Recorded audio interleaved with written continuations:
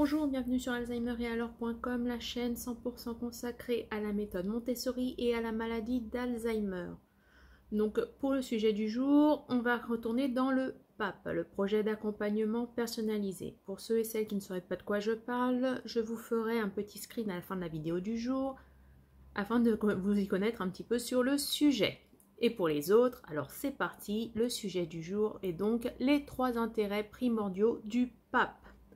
Intérêt numéro 1, le cadre légal. Donc il faut savoir que le PAP est inscrit dans la loi du 2 janvier 2002 qui concerne la rénovation du secteur social et médico-social.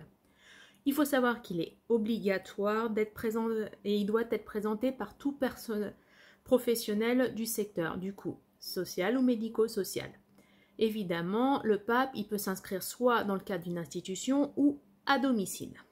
Et surtout, il faut retenir que c'est la participation active de tout ce qu'on demande dans le PAP, donc y compris du malade qui va être le bénéficiaire du PAP.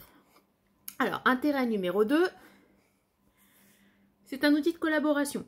Donc, je m'explique. En fait, ce qui se passe dans le PAP, donc le projet d'accompagnement personnalisé, c'est en fait un recueil d'infos en grosse partie qui va se baser du coup sur les capacités préservées du bénéficiaire. Donc, contrairement à l'approche médicale de soins actuelle qui se base sur ce qu'on ne sait plus faire, là, c'est ce que sait encore faire le bénéficiaire. Et donc, vous êtes dans la méthode Montessori.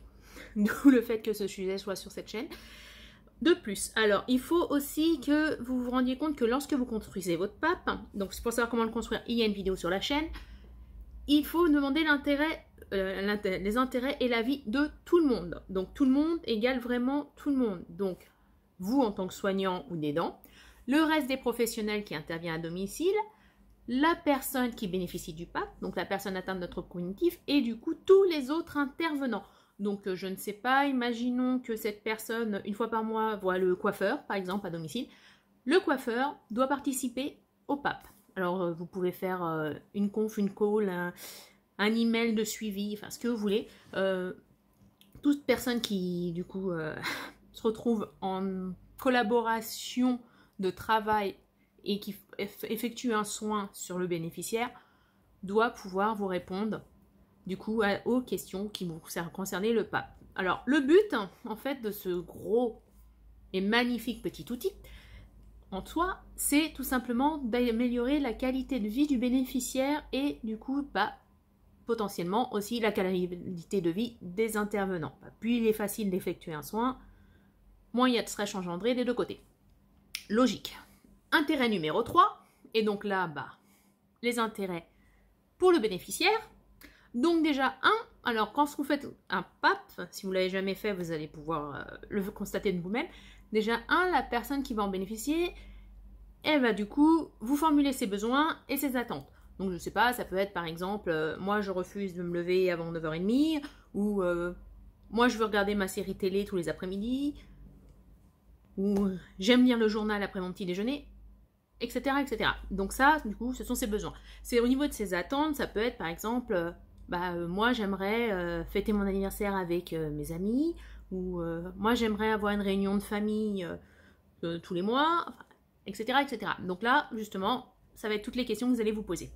Autre intérêt, du coup, puisque vous demandez l'avis de cette personne, donc à savoir la personne atteinte de troubles cognitifs, du coup, elle se sent valorisée, ce qui n'est pas négligeable. Donc du coup, sa qualité de vie s'améliore, puisque se sentant valorisée, forcément, ça va avoir un effet au minimum sur son humeur, et si elle est de meilleure humeur, et vous constaterez vite, excusez-moi, que du coup, il y a moins de troubles du comportement. Donc, c'est kiff-kiff bourrico, mais c'est super sympa pour tout le monde. Voilà, voilà. Et donc, du coup, ce qui fait qu'en fait, le PAP, c'est un magnifique outil d'information, puisque plus vous allez connaître la personne, mieux vous allez pouvoir l'accompagner, et plus vous améliorez sa qualité de vie, plus vous allez améliorer la qualité de vie de tous les intervenants. Et du coup, il faut savoir qu'il est révisable tous les 6 mois après 3 mois en institution et tous les ans à domicile.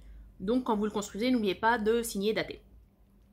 Et l'avantage c'est, imaginons que vous occupez d'une personne à domicile et que vous construisez ce fameux pape. Le jour où cette personne se retrouve malheureusement placée, vous avez déjà le début de cet outil et il suffira juste au personnel soignant qui se trouve dans cette institution de le reprendre et de le revalider. Et donc là, vous allez gagner du temps de manière considérable. Donc, voilà pour le sujet du jour. Donc, on va répéter. Donc, les 3 intérêts primordiaux du PAP, c'est 1, qu'il est inscrit dans le cadre légal. 2, que c'est un outil de collaboration entre tous les intervenants qui sont autour du bénéficiaire et y compris l'intervention du bénéficiaire. Et 3, le PAP, ça permet de valoriser le bénéficiaire et donc vous allez pouvoir agir sur son humeur et sur les troubles du comportement notamment. Et probablement aussi sur plein d'activités Montessori auxquelles vous n'avez pas encore pensé. Mais ça, on verra ça dans une autre vidéo. Donc n'hésitez pas à liker, disliker, partager, commenter si vous le souhaitez. Et on se retrouve la semaine prochaine pour une autre vidéo. Au revoir!